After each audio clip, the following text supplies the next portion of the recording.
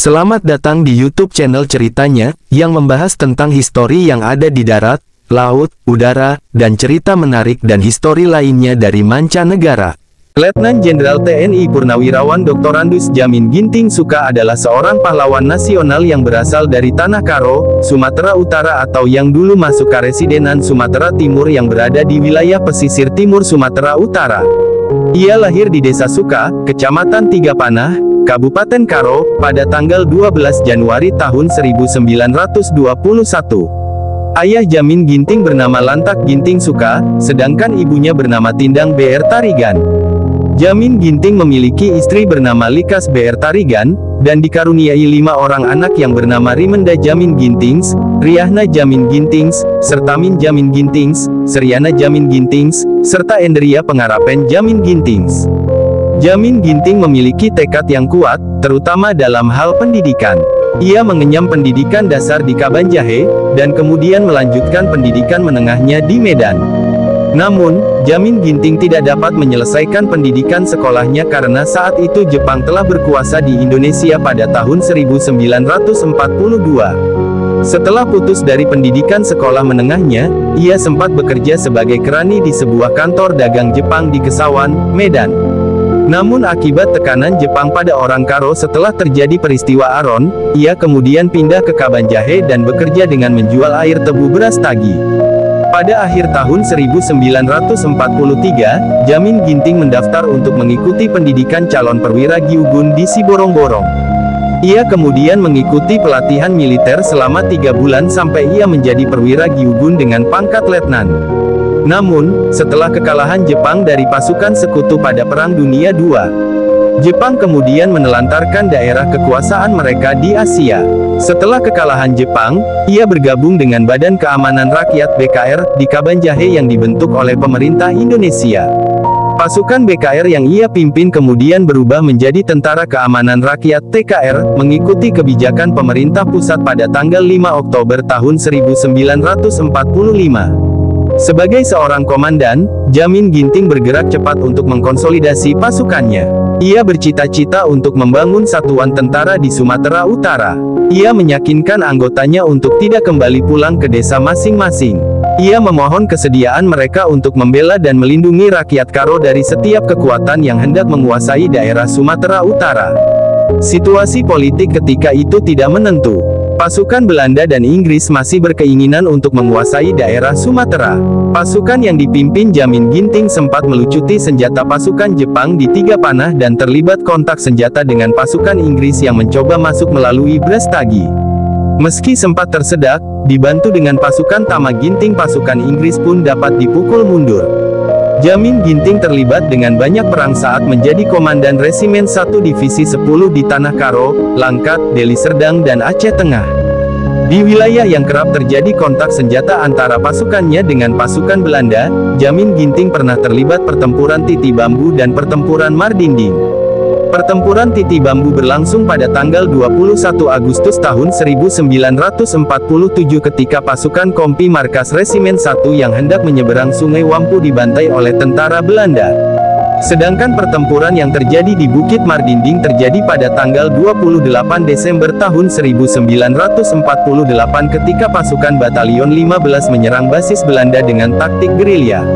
7 orang pasukannya gugur, termasuk Komandan Kompi Seksi 2 Letnan Kadir Saragih.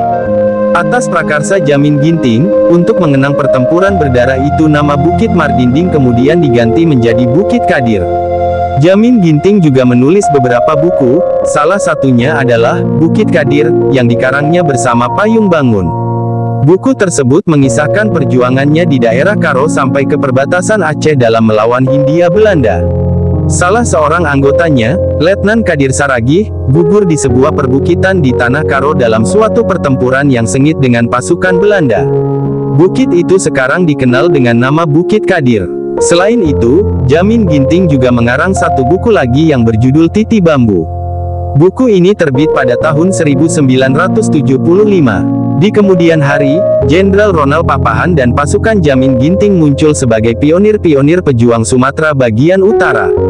Kapten Bangsi Sembiring, Kapten Selamat Ginting, Kapten Mumah Purba, Mayor Rimrim Ginting, Kapten Selamat Ketaren, dan lainnya adalah cikal bakal Kodam 2, Bukit Barisan yang kita kenal sekarang ini.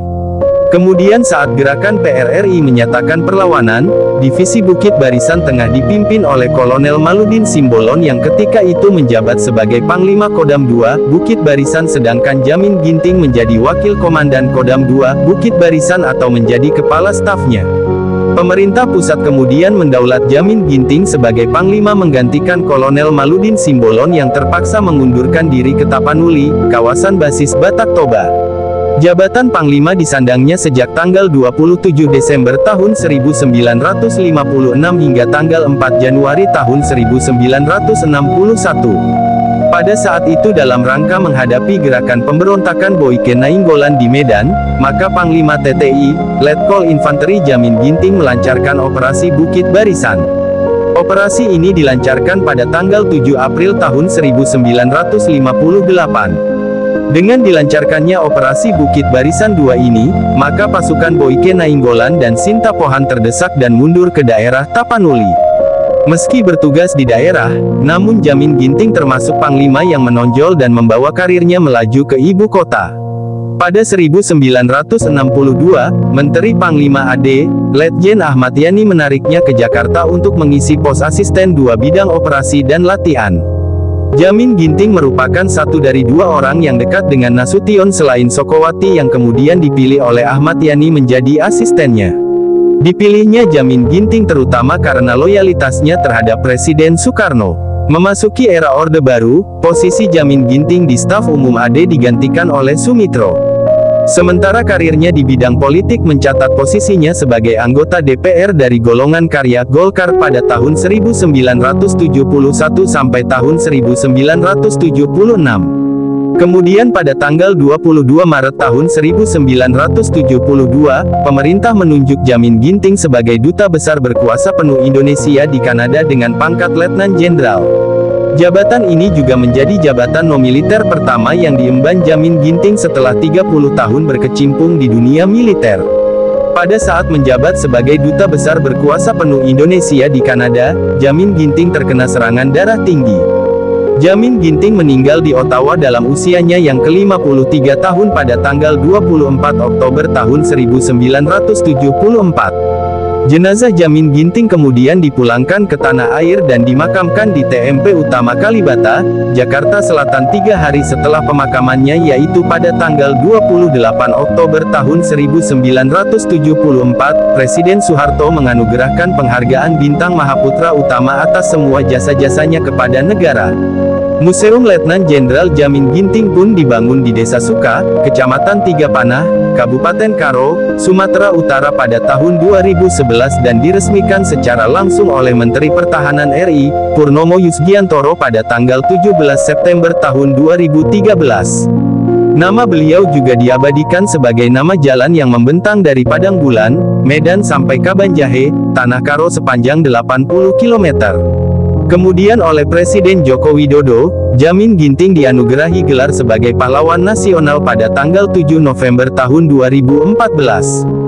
Kemudian pada tanggal 28 Juni tahun 2022, Wali Kota Medan, Bobi Nasution juga meresmikan patung Letjen Jamin Ginting, di titik KM 0 Jalan Jamin Ginting, Kota Medan. Jangan lupa subscribe, like, dan komen, dan juga terima kasih telah support channel ceritanya untuk terus membuat konten menarik dan histori lainnya.